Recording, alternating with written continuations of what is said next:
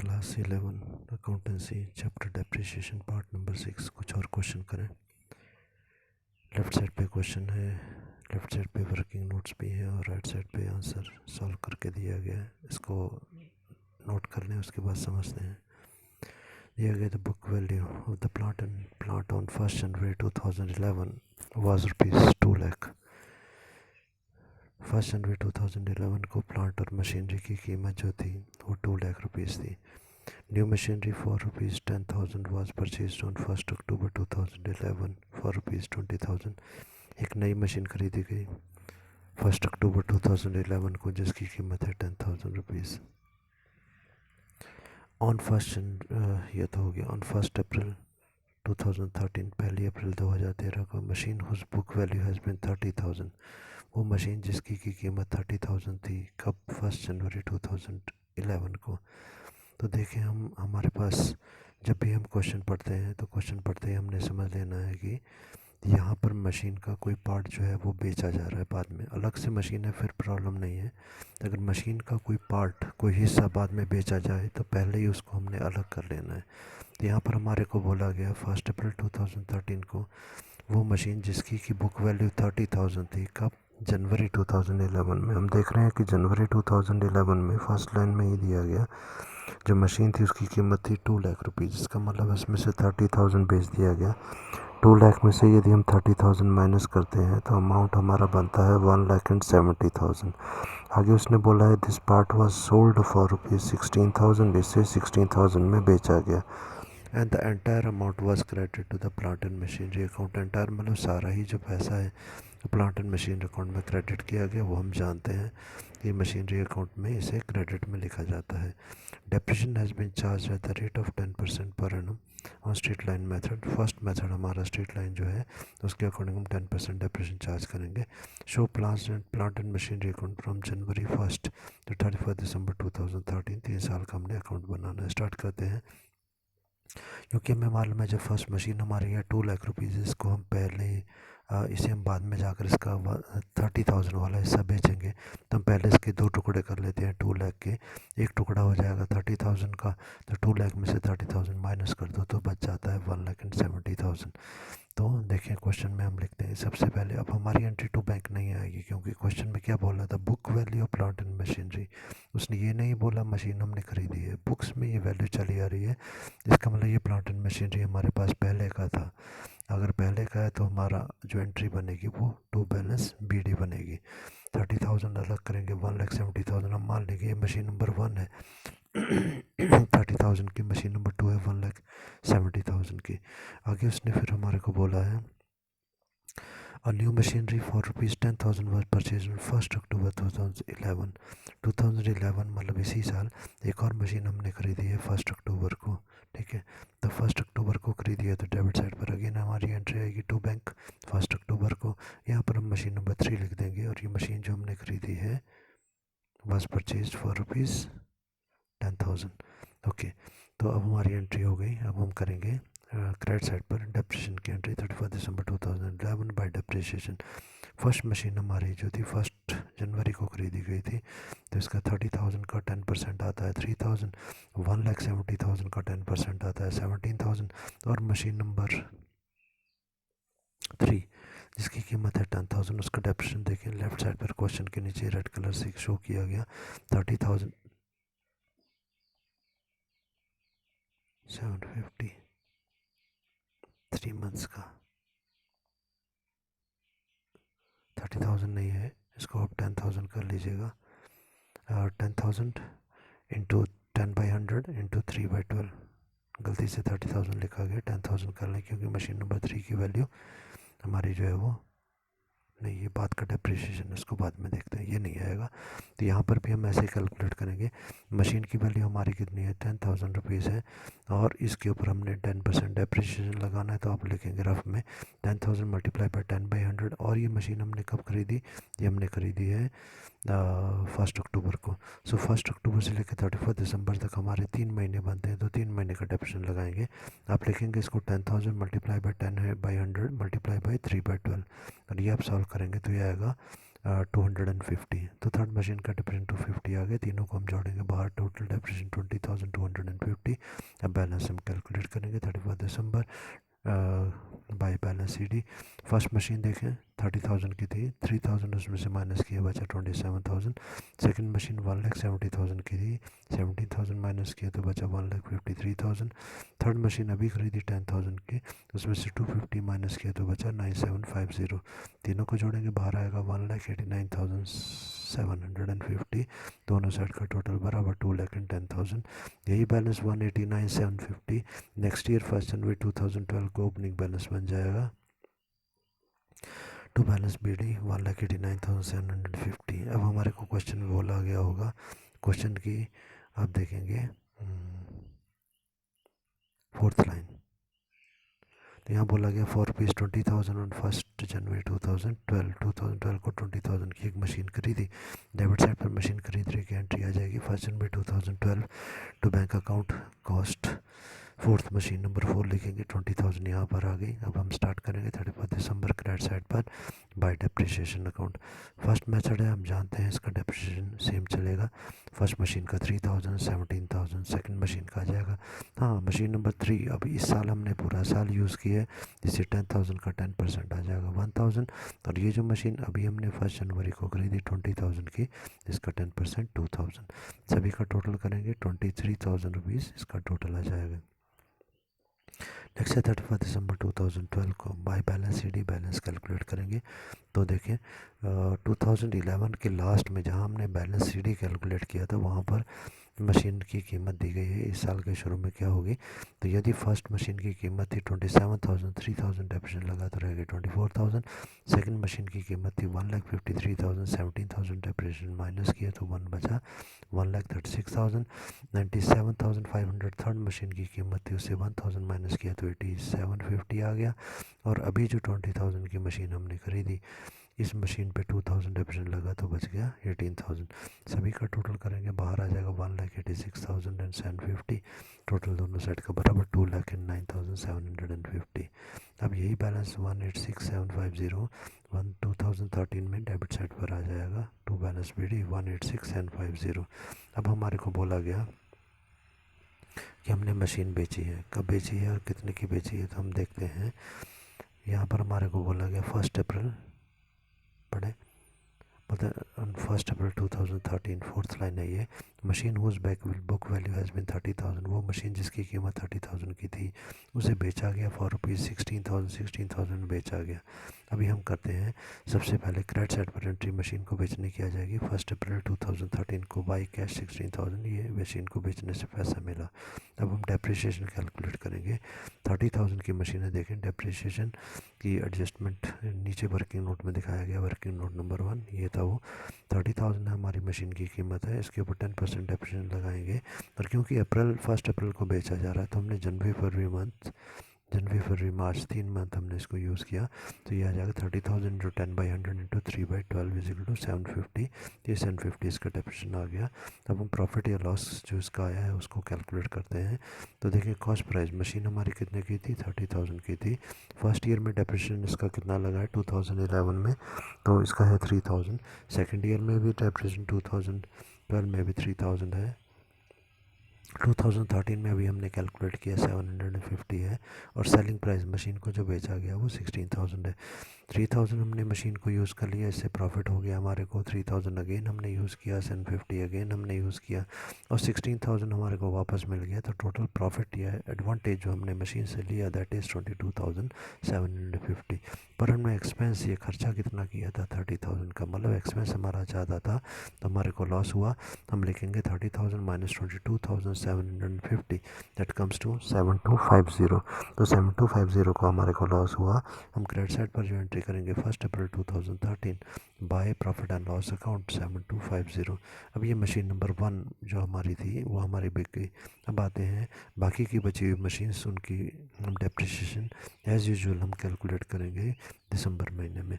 So 31 December 2013 bye depreciation account machine number 1 has been sold. Now machine number 13 is with us. So machine number 13, oh sorry, machine number 2, machine number 2 का depreciation जो आता है that comes to 17,000। Machine number 3 हम देख चुके हैं 2012 में। Machine number 3 का डेप्रिसिएशन आता है 1,000 रुपीज़। मशीन नंबर 4 इसकी बुक वैल्यू कितनी है, इसकी बुक वैल्यू है 20,000 रुपीज़, तो इसका डेप्रिसिएशन 2,000 आ गया। तीनों को जोड़ेंगे बाहर आ जाएगा डेप्रिसिएशन 20,000। तब हम बैलेंस कैलकुलेट करेंगे 31 December 2013 by balance C D. By balance C D के लिए हम देखेंगे मशीन नंबर 1 इस साल के शुरू में या फिर पिछले साल के एंड में, मीन्स 31 दिसंबर 2012 में जो बैलेंस शीट था वहाँ से हम लेते चलेंगे। मशीन नंबर 1 हमने बेच दी है, वो ख़त्म हो गई, 24,000 वाली मशीन को ख़त्म करेंगे।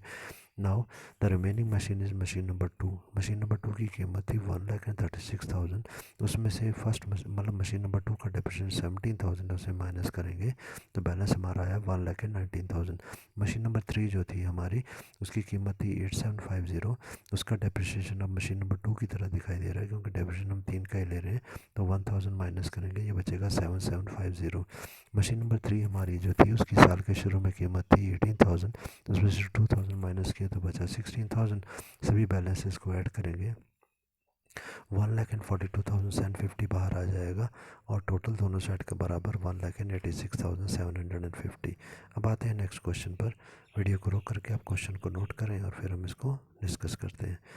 यदि आपने नोट कर लिया तो स्टार्ट करते हैं। बोलता है from the following transactions prepare the machinery account for the year ending 31 December 2009। Okay, ठीक है। और बोलता है 2013 कर लीजिएगा इसको। ओके, तो बोलता है purchase second hand machine for ₹40,000। 1 जनवरी की एंट्री है तो हम लिखेंगे डेबिट साइड पर 1 जनवरी 2013 टू बैंक। कॉस्ट है ये 40,000 रुपीज़ की। अगेन नेक्स्ट एंट्री हमारे को बोलता है spend ₹10,000 on repair for making it serviceable.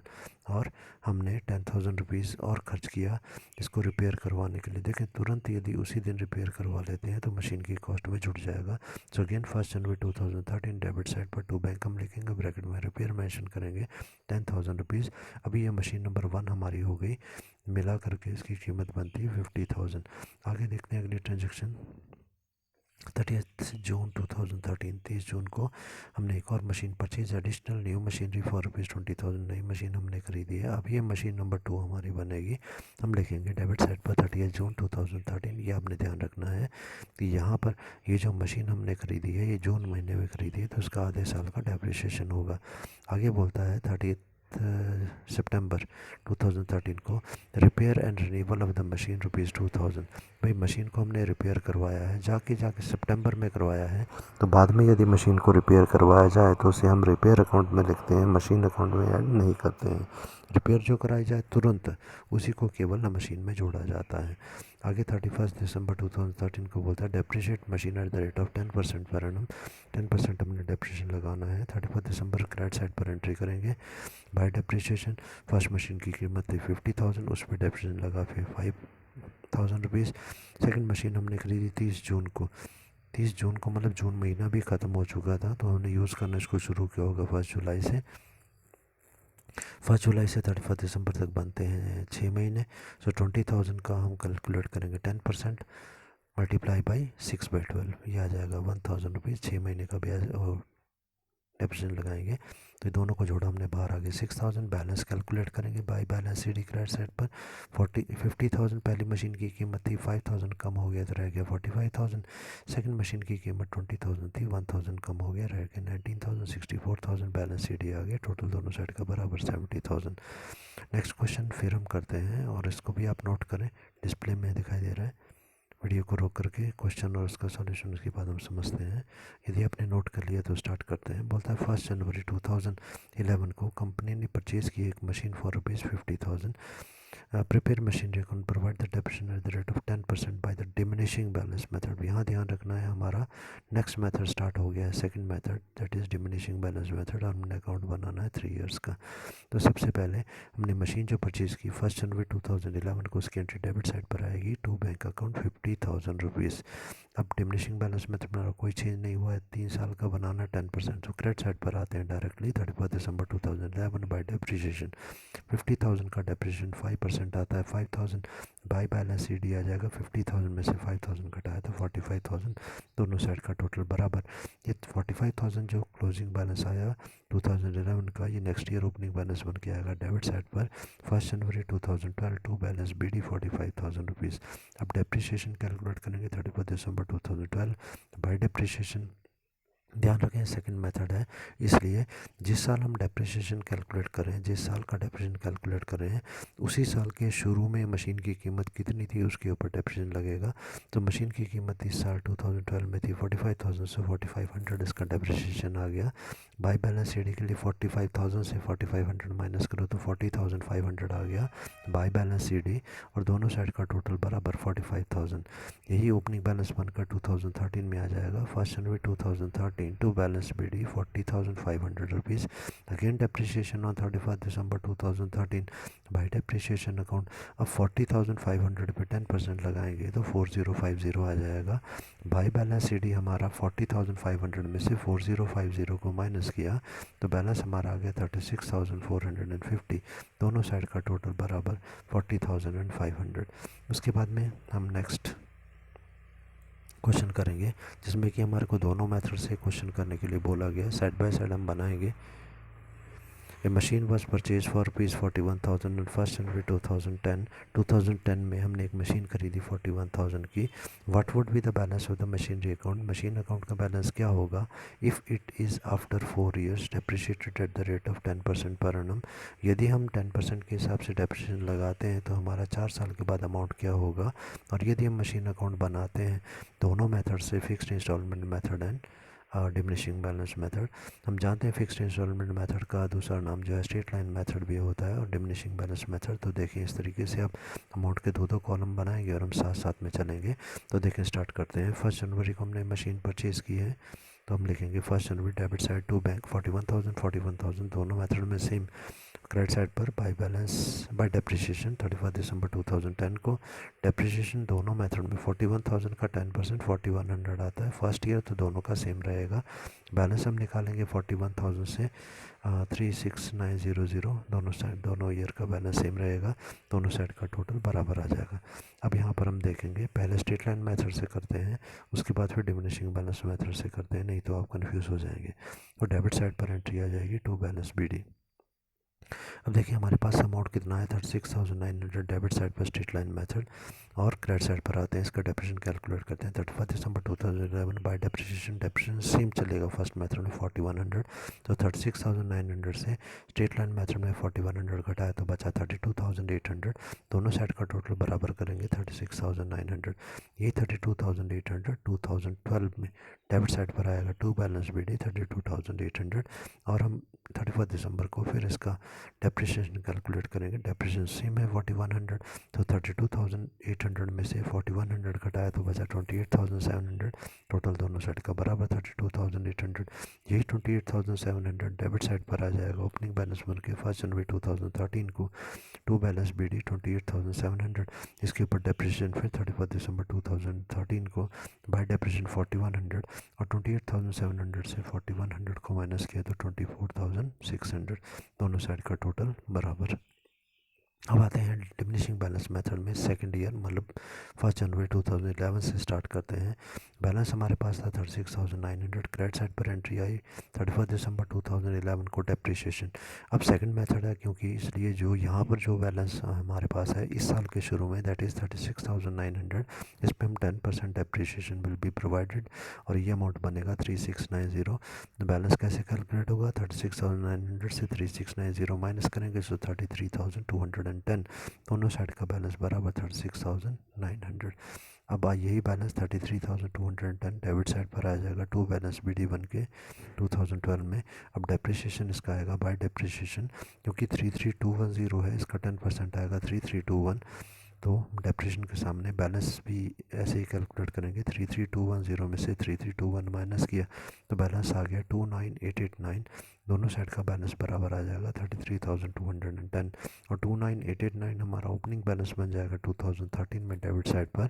इसका डेप्रिसिएशन हम माइनस करेंगे तो 29,889 89 का जो डेप्रिसिएशन बनेगा वो 2988.90 बन जाएगा। और बैलेंस कैसे कैलकुलेट करेंगे, वही 29,889 में से 2988.90 माइनस किया तो बैलेंस बचा 26,900.10। दोनों साइड का टोटल बराबर करेंगे 29,889।